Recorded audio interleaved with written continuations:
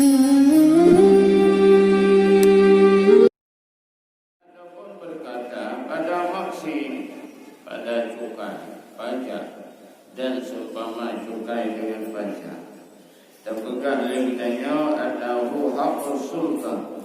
Sesungguhnya pajak itu adalah hak sultan, hak pemerintah.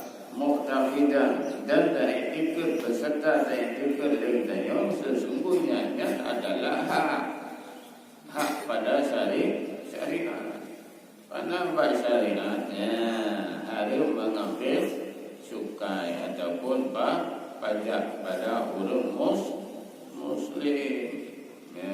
Harus orang-orang cok pajaknya dan cukainya yang kelaknat oleh Allah Subhanahu wa taala di dalam kebanyakan hadis.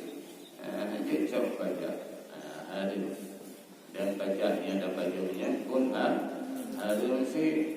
Maka dia ulama-ulama yang awal, kita ulama itu ulama yang awalnya dan pemerintah hangkicau,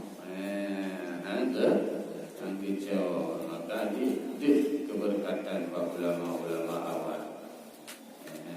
Jadi hangkicau karenanya pengen hijaunya adalah terkumpul daripada pajak berupa pajak rutin.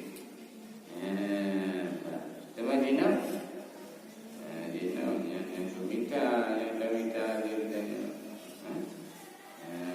karena yang gelaknat oleh cok pajak dan rujuk pajak termasuk gelaknat oleh